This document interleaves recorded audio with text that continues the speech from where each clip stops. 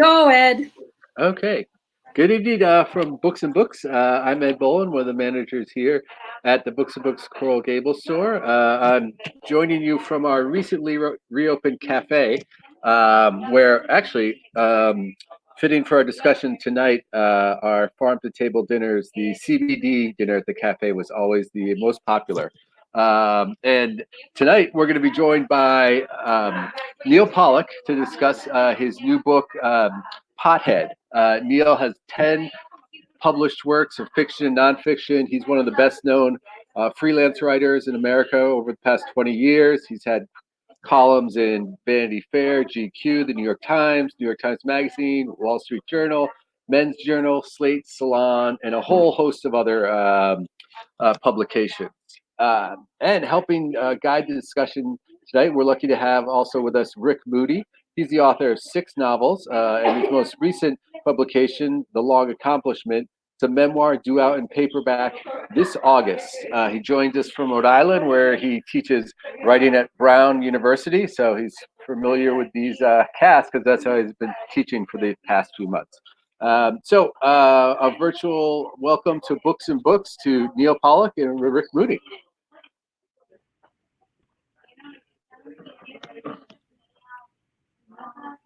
Now, we had been having some technical issues previously, so we're wondering, we're not sure if Neal can hear us, but I can hear. Oh, there! Oh my God, it's a miracle. Right, but I want to get off my phone because this is very bizarre because see, that's my phone, but I'm also on my computer. Yeah, you tell me about it. I have a problem with background noise. All right, let me try this. Okay, Neal will join us back in just a moment. So previously to getting him right there, he hadn't been able to hear us. So I think we're moving a step in the right direction. If you want to purchase the Neal's newest book, Pothead, just click the button below. You'll get it shipped to you from right here from our store in Coral Gables, where we have a number of copies. So if you purchase one, you help support a local independent bookseller who's been selling books in Miami for over 36 years.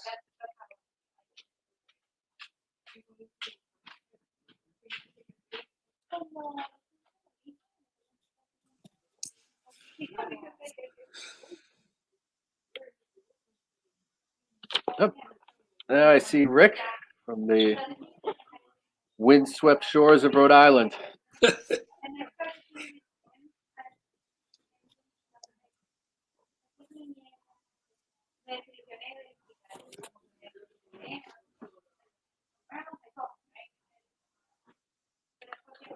So Rick, Neal's hopefully going to join us pretty soon, but in the meantime, you've got The Long Accomplishment coming out in paperback in August. Are you working on anything interesting? Did the pandemic and all that time indoors spur any more writing from you?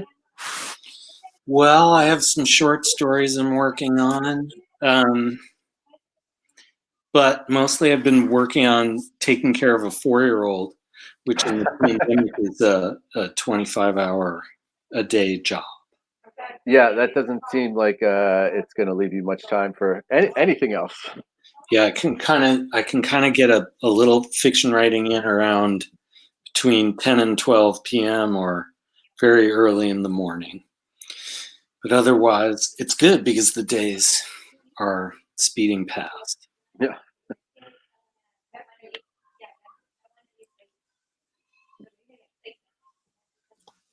And how was how'd you finish up the school year at Brown? Did the writing classes up? Do we have Neal?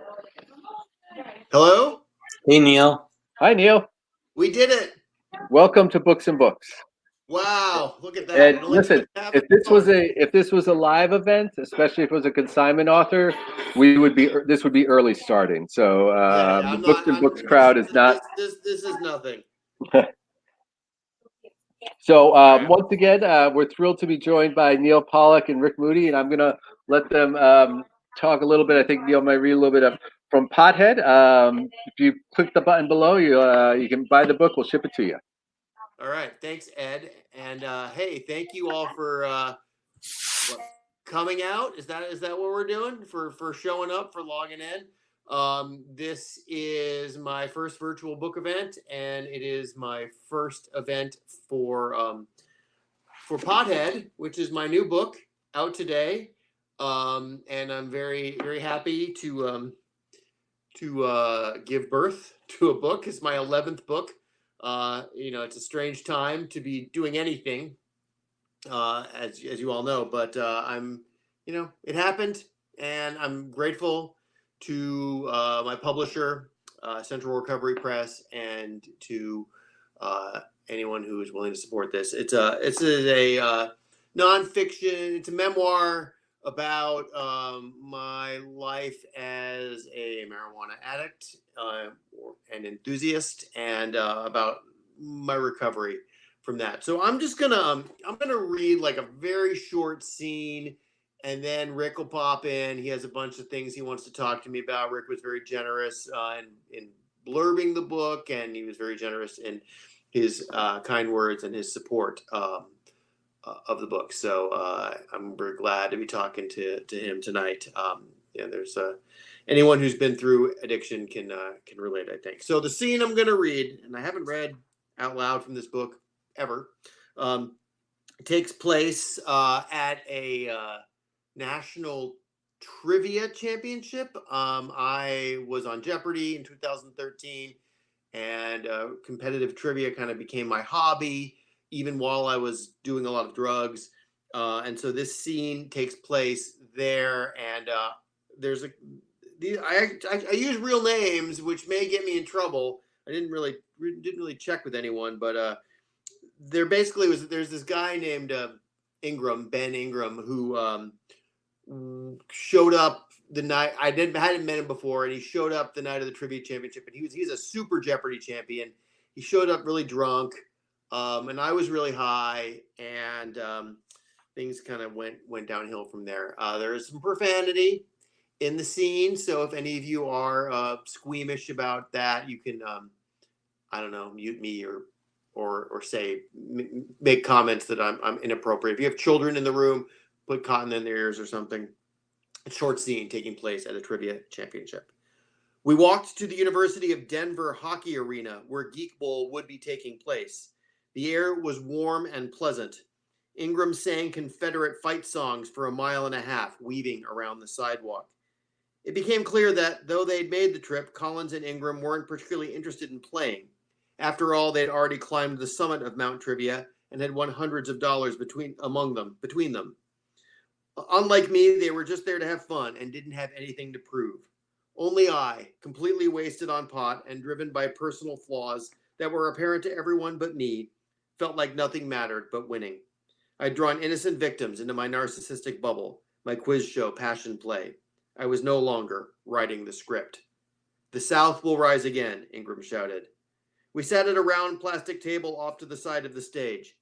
Since I'd first started playing Geek Bowl, the composition of teams had changed. You still had the groups of hardcore club trivia people from El Paso or Las Vegas or Little Rock or wherever, but 2016 was also the year that the idea of the super team had risen. In other words, I wasn't the only guy who'd stacked his team with Jeopardy super champions. And those super champions weren't staggering around the arena floor, waving a bottle of smuggled-in whiskey and tossing random insults at non-white players. As Ingram blathered on, saying, "Who cares about answering a bunch of stupid liberal trivia questions?" the rest of us just stared miserably at the floor, not responding to statements like, "Long live Robert E. Lee." Needless to say, Ingram didn't perform up to his usual standards, though he did somehow manage, while sitting at the table seemingly asleep, his head nodding on his chest, to rouse himself, grab a pen, and correctly identify the song clip being played on stage by a Mexican heavy metal band as Steely Dan's Peg. Basically down a player and in a bad mood, the team did okay, but not amazingly. Then came the round of doom. A paper bag appeared at each team's table, to open when given a signal. The bag held 8 scented penis-shaped candles, as well as a list of possible smells. We had to choose which dick candle smelled like which scent, such as Brut, Chardonnay, and nacho cheese. We had 4 minutes. Well, I'll admit there was something pretty hilarious about seeing demure intellectuals frantically smelling nacho cheese-scented dick candles in a hockey arena. No one's elite education had prepared them for this task, and Ingram was asleep. We bombed it, and it didn't look like we were going to recover. After 7 rounds, we were buried somewhere like 22nd place. Not bad, really, but it wasn't good enough for me. Ingram nodded in and out of consciousness. He's ruined everything, my inner voice was saying. 3 days of drugs had worn out my brain, and I couldn't think clearly. No longer happy wasted, I sat in my chair and seethed. Jared, that's one of my teammates, who knew me pretty well, looked worried. Fucking Yankees, Ingram said, and their stupid quiz questions. Who cares? With that, Mount Pollack erupted. Shut the fuck up, I shouted. 2 seats away from me, Jared, his eyes wide, was waving his hands and mouthing the words, no, no, no. I stood up and pointed my finger at Ingram's chest. You fucking asshole, I said. I worked for months to put this team together, and you destroyed everything. It may not matter to you if you win or not, but not everyone is a millionaire. Fuck you, you drunk, racist son of a bitch. I threw my chair across the room. Shit, god damn it, fuck, I shouted. I stormed away up the stairs, out of the arena. Upstairs, I put my hands on my knees and breathed hard. Well, I'd handled that skillfully. Immediately, I started getting texts. Come back, Neal. He's sorry. I seethed, humiliated. I hadn't been wrong, necessarily. He'd been acting like a total buffoon, but by blowing up, I'd ceded the moral high ground. I'd made it all about me and my behavior and my needs and my goals, just like a true narcissist, just like a true addict. I came back down the stairs, my head low, sat back down at the table, and proceeded to trudge through the final round with my miserable team of trivia ringers. Sorry, Ingram mumbled. You're a good man. By no means was I a good man, but I appreciated the apology. The scores came out. We finished 17th. Not so bad, I said to my friend from Austin. After what you did, she said, to say something like that? Pathetic. We never quizzed together again. The Vanity Fair writer also drifted out of the arena. I ran into her at a dinner in New York a few years later, told her I had reformed, and she seemed relieved. Julia Collins shook my hand and said goodnight, professional as usual. Jared gave me a hug. Ingram also shook my hand, and early the next week, he friended me on Facebook and sent me a nice message and apologized again. We've been in intermittent contact ever since. I think we recognized something in common that night. Sure, he was drunk, and that was obvious and reprehensible in that moment.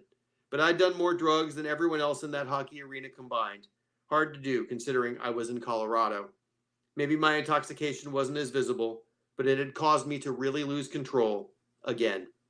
The arena cleared out. I made my way back to my car, alone, ashamed, and defeated. It wasn't the first time I'd completely lost my mind in public. Unfortunately, it would happen again, in an even bigger venue. And by then, my life had ceased to be funny. All right, that is from Pothead. And and that's just a little taste of the kind of stuff I get up to in the book and got up to in my life. And we'll just kind of take it from there. Mr. Moody. Neal, I just want to say how much I admire the book. I really love it. And I think you know, and many people know, that I trod a not dissimilar path. So it's easy to identify with the book. And I wanted to talk a little bit about the writing process of this book for you. I know with my work, getting sober had a really pronounced effect on how I did what I did. I found that how I worked changed dramatically. How I thought about writing changed dramatically. What was the experience for you writing this book, and how did it differ from your earlier books? Yeah, it really wasn't that different, honestly. I was like a very functional pothead. I've written 2 other memoirs, and it's not like this took me any less or any more time. My perspective was different, and I tried to be more mindful about stuff. But I don't know. I don't think that if you read my last memoir, which came out about 10 years ago, I don't know if you would really be able to discern much of a stylistic difference. In fact, a lot of the scenes in this book the stuff about my mother's death and some of the poker, descriptions. A lot of that I wrote before I sobered up, because the initial conception of the book was that I was going to write a book about using, I don't know, poker to overcome my grief, and I was going to compete in the World Series of Poker and win the World Series of Poker. That was my delusion. So I don't know. I don't know that it really, writing this book was really that different, frankly. What about ideas of comedy? So you're noted as a extremely funny writer. That's certainly been my experience of your earlier work. But comedy in this book seems to always have a poignant aspect to it, and also a kind of self-lacerating aspect, or at least in the first 2/3 of the book, that's the case. Do you think that comedy as an idea for you has evolved or changed in the sober moment from earlier conceptions? Well, I don't know. I mean, the way I used to work was I would write sober-ish, and then when I wanted to really nail a joke or a reference or a punchline, then I'd get high and I'd go back in and I would add weird references and stuff. And obviously I wasn't doing that here. But I'm still doing that greatest living American writer character. I still publish those pieces from time to time. They're not as peppered. That stuff's not as peppered with drug references as it used to be. If you go back and read that stuff, there's everything I used to write used to be about getting high, because it's all I actually cared about. So I would say the second half of the book maybe is a little more introspective, maybe a little more self-aware. But again, I don't know. It's hard to say if there's that much of a difference in my writing or my writing process. I personally can't discern it. The results seem to be more or less the same for me.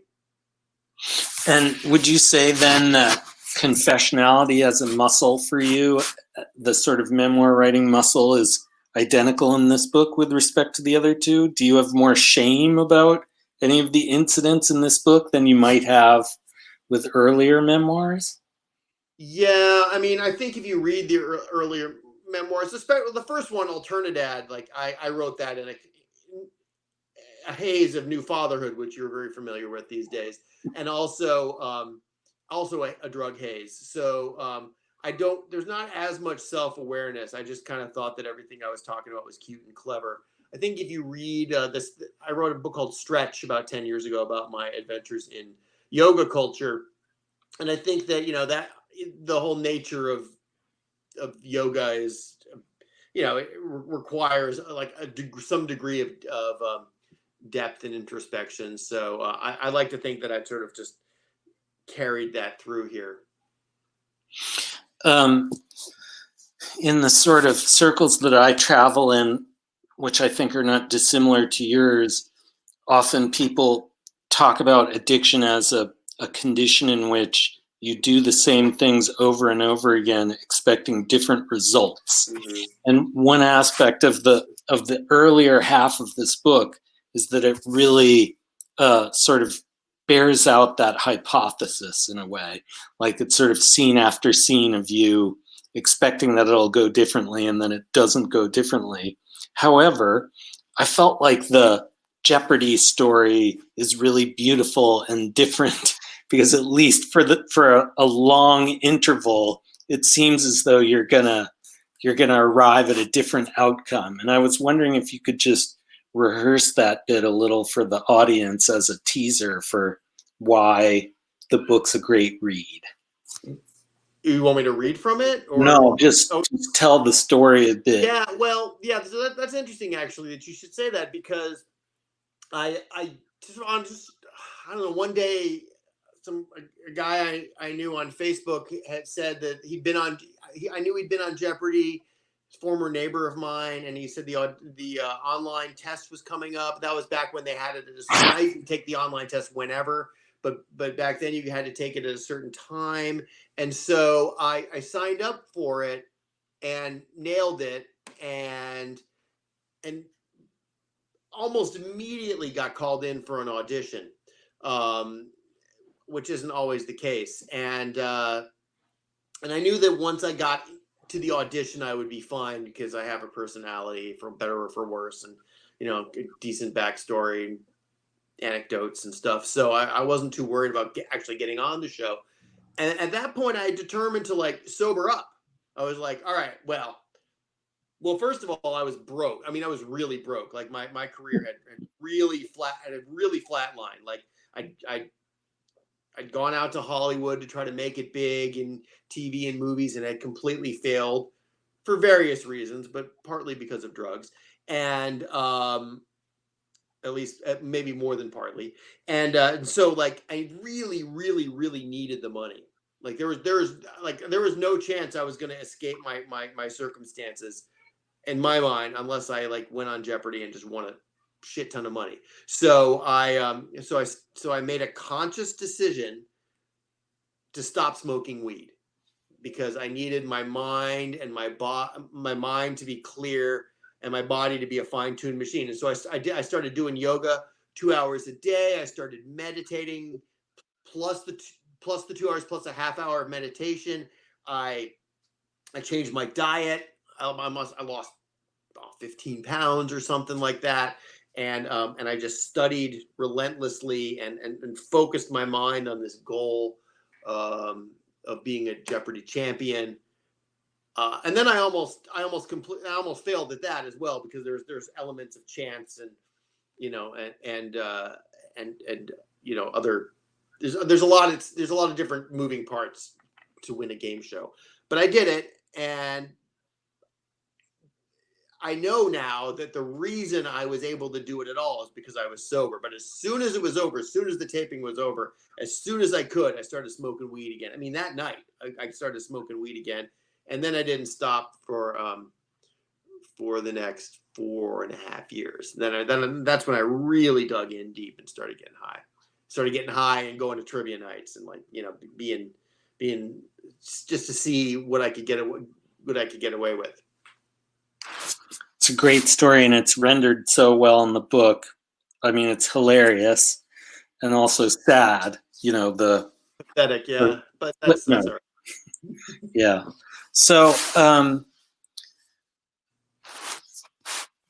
I'm wondering what you might be working on next and how you feel about this book and where you're going from here, and especially in view of the sort of sober writer that you are now. What's next? You know what? I have no clue. I mean, honestly, the world is such a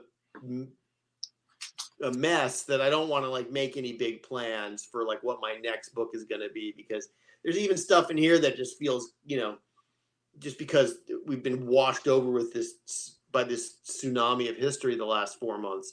So I'm not, I'm not I don't have any big plans. I run this website called Book and Film Globe, and I'm editing that, and I do some pop culture writing for that, and I work with other writers, and I'm pretty involved with that. I still do occasional Greatest Living American Writer essays. I just don't know. I have no idea what's coming next, and frankly, I don't care, which is nice to not care, to actually just kind of be able to live in the moment to some extent, and to not have to worry about my reputation or anything, not have to worry about anything really.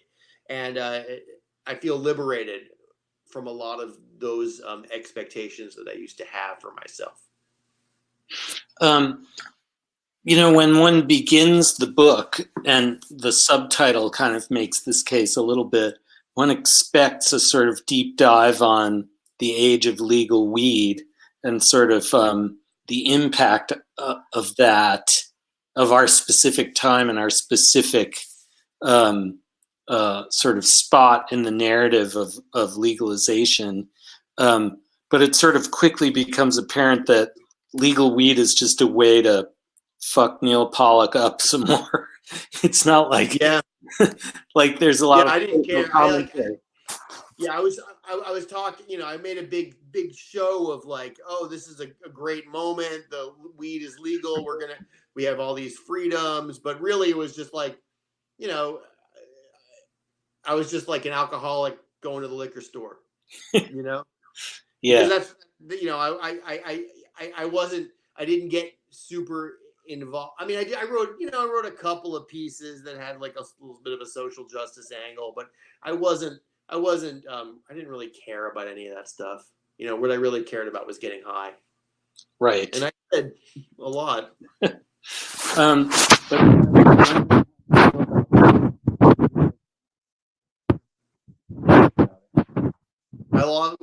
I did not hear whatever that last bit was. Oh, there you are.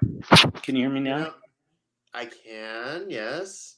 So I wonder then how you feel about legalization now and the movement to legalize.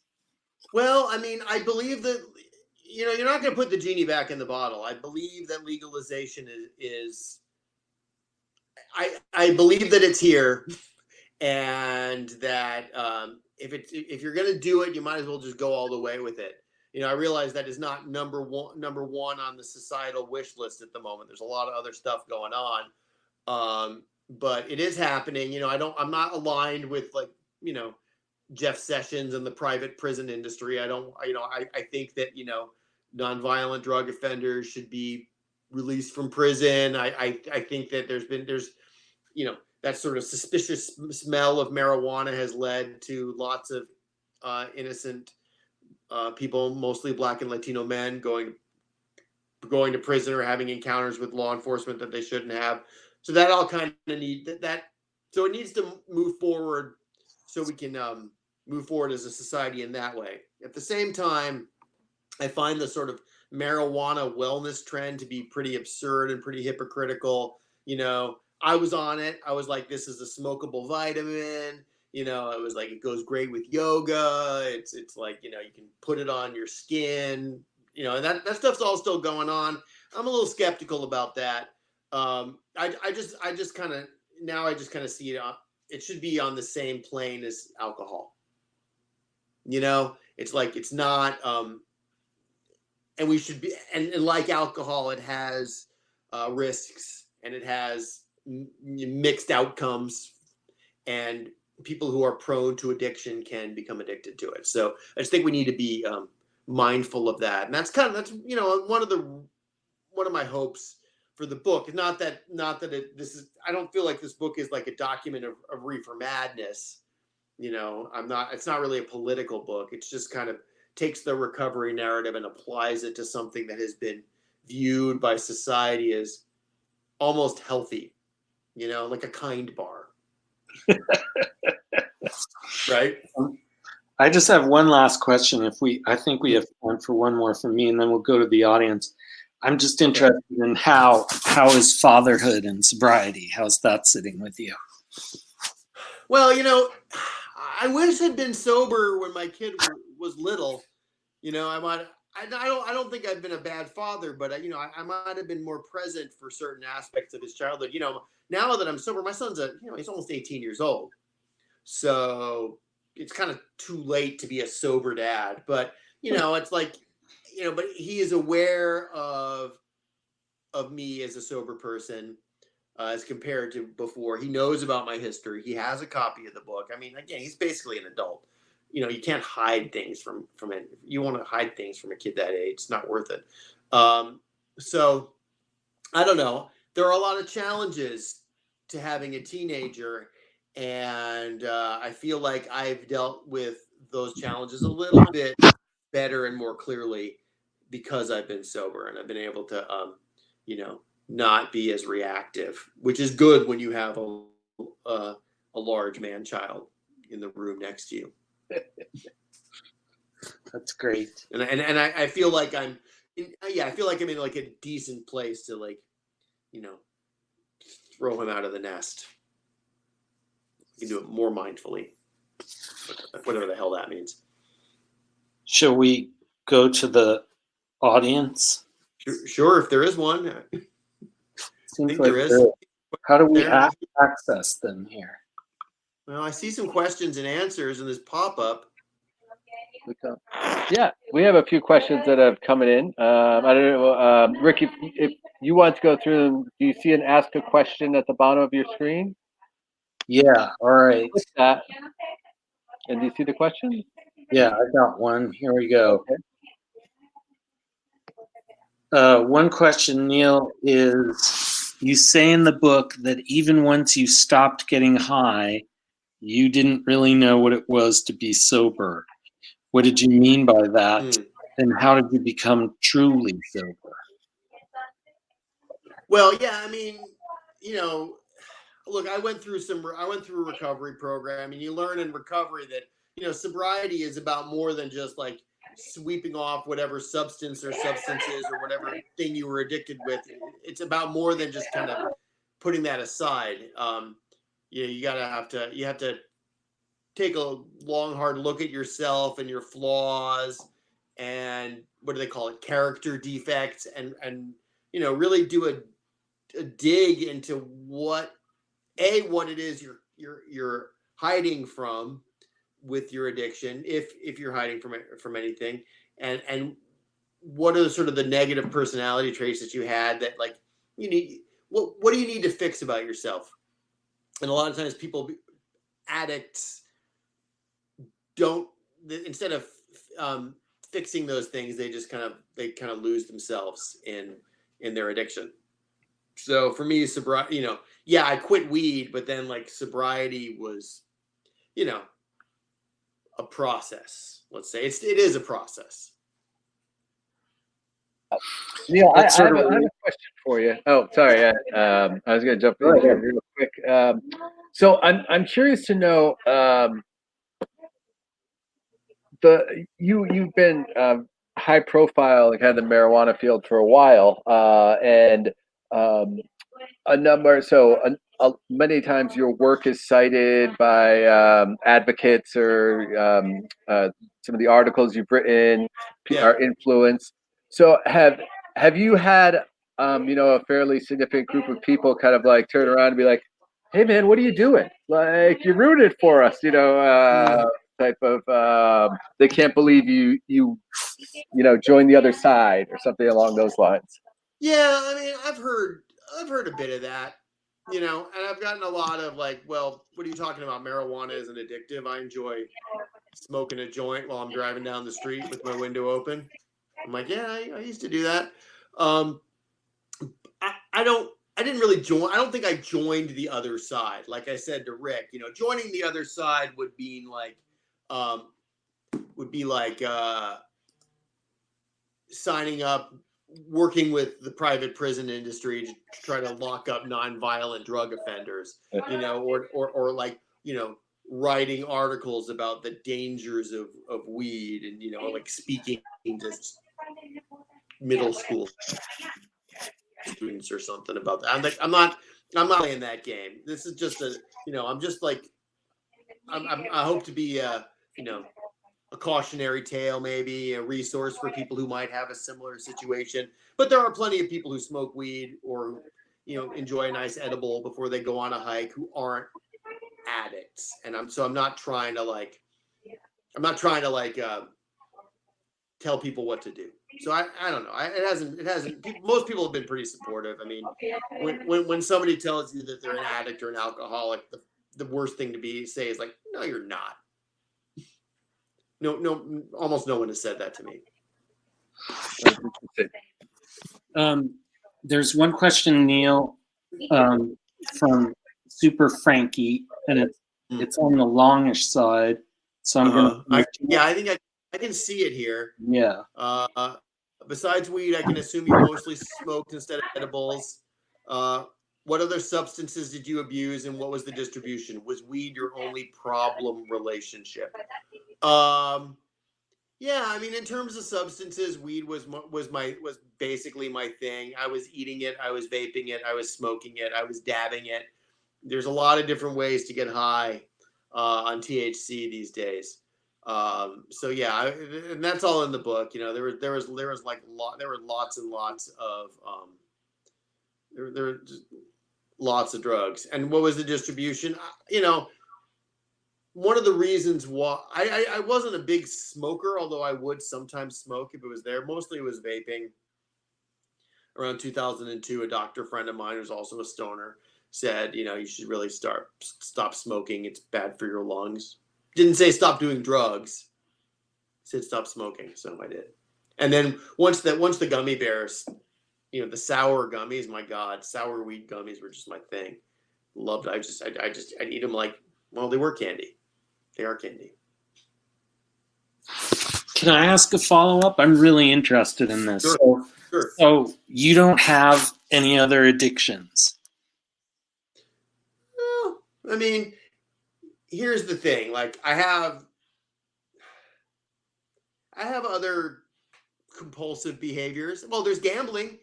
There's a lot of gambling in the book. I'm certainly like, I was too cheap to ever like do anything other than like build up a bank. I've done lots of like winning $500 at poker, keeping it in a drawer, and then losing that $500. So there's gambling. I have a share of other problems, but no other substances got in my head. I've never had a real problem with alcohol, and while I have done small amounts of other drugs, I have never done them in any great extent. All right. Do you want to look at these other ones and see what? Yeah. Someone asks, Doris asks if I have any thoughts on Marijuana Anonymous. Well, yeah, I do. I think I have been to a good number of Marijuana Anonymous meetings, and I've worked the 12 steps. And while I don't love every one of the 12 steps, and you can kind of I've been able to sort of adjust the 12-step program to suit my own particular point of view. It's enormously helpful, Marijuana Anonymous, because you're in a room with other people who are admitting that they have a problem with weed, which not everybody who uses weed can admit, and also and it gives you a framework for dealing with that addiction. I didn't go to a treatment center or anything. It wasn't like it's not like with marijuana. Well, some people have a hard time kicking it physically. I didn't personally. 2 or 3 days, a little bit of a headache, and it was over. But it was more of the sort of emotional attachment to it. So Marijuana Anonymous is extremely helpful and also very inexpensive. And so for people who can't afford to go to some kind of special la-di-da treatment center, it's an excellent way to help people through the addiction. And in Austin, where I live, there's a reasonable size community, not huge, but I went to a meeting in West Hollywood once, and it was massive. So I think in California and Colorado, Oregon, Washington, states that have a really a strong legal weed culture, the Marijuana Anonymous community is much more well developed. So I recommend it. Let's see what else we got here. Rodney Dangerfield, that always gets my attention, once said that he wrote lots of jokes while high. Did the quality of your writing change when you stopped getting high? Yeah, I kind of answered that when I was talking to Rick.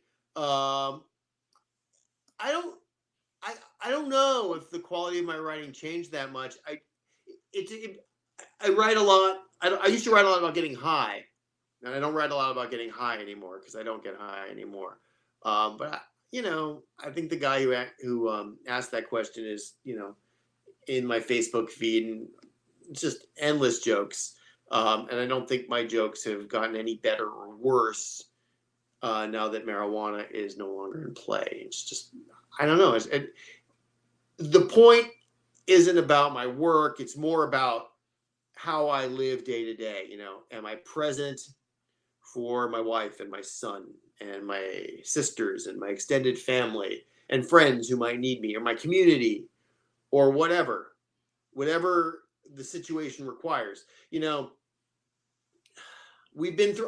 all been through like a huge mental ordeal with COVID-19 and all the unrest and this weird economic downturn because of the pandemic. And I'm just so grateful that I wasn't high during this whole thing, because this is an easy time to get crazy and paranoid, and I think the marijuana would have really made life difficult for me, and it definitely would have made life difficult for the people that I was sheltering in place with. So, you know, I mean, no one's enjoyed this, but I have. It's been easier for me because I've been sober. Let's see what else we got. Do I worry that I'll pass the addiction gene on to your son? I am. You know, my grandfather was an alcoholic. There's other addiction issues in my family. So sure, I'm worried, but you know, there's not a lot I can do about it. You know, he is to chart his own path through the world. And, you know, I will, if he needs help, I'm not saying he does or will, but if he does, then hopefully I'll be able to be here to kind of guide him through. What else we got? What do you like best about yourself? You sound like you know Yiddish. I wouldn't, and the tongue-in-cheek humor. Tongue-in-cheek humor, I like my sense of humor. It's pretty much like all I've got going for me, other than this amazing cowboy shirt that I wear at pretty much every book appearance I've done in the last 20 years. I certainly, and I guess a lot of trivia knowledge, that I also have that. So I like that sense of humor. I don't know if I know a lot of Yiddish. I know a bit. I'm Jewish. I know, you know, I had grandparents who spoke some Yiddish. So there's like residual bits of Yiddish in me, I guess. All right.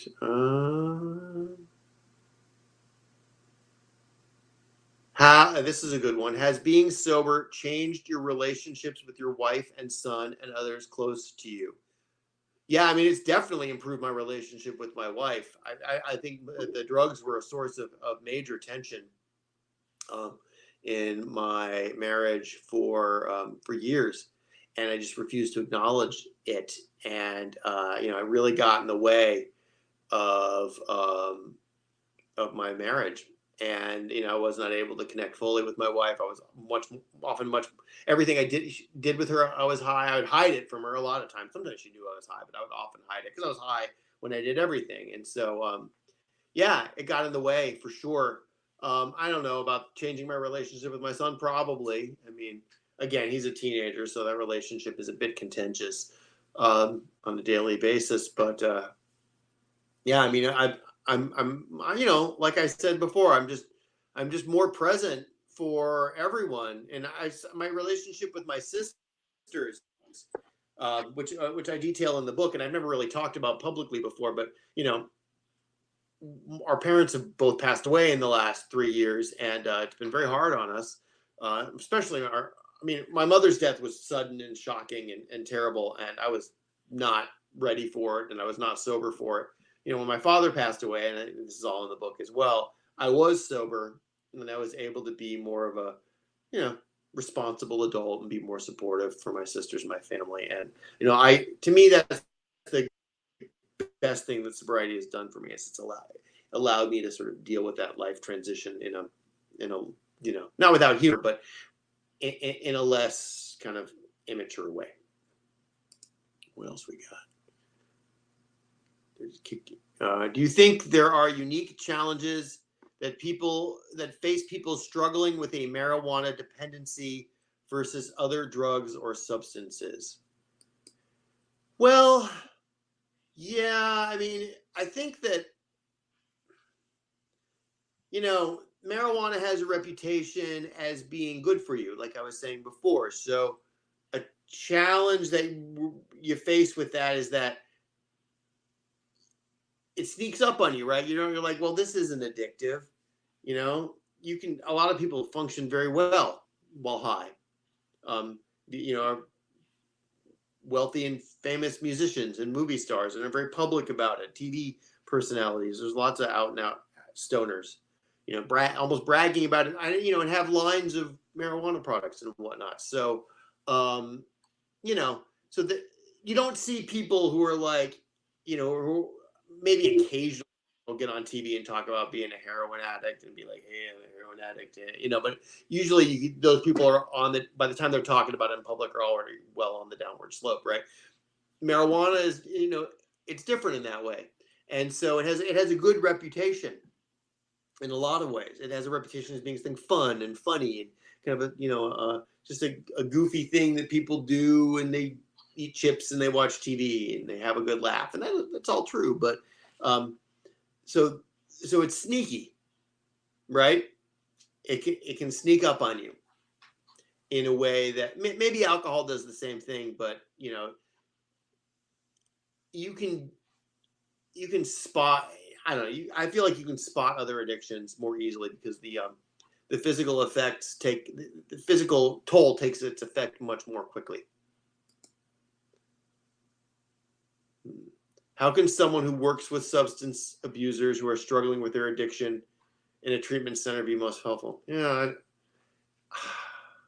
I mean, I don't know. I mean, I'm not sure that I'm really equipped to answer that question. When I in my 12-step program, when I work with other mostly dudes, I try to take the sort of, I'm not like a tough love, scared straight kind of guy. Like I try to take the more holistic Buddhist approach, but I'm not a treatment I'm not a specialist in drug, and so I can't really answer that. Okay. Rick, you got anything else? You still there? You seem to be I'm here.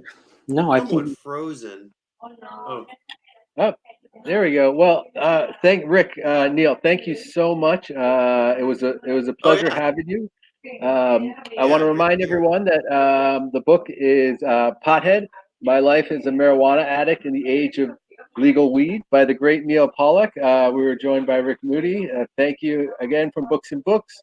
If you'd like to purchase this book, just click on the button right below there, and we'll ship it from the bookstore. Until next time, thank you guys. Thank you very much. What a pleasure.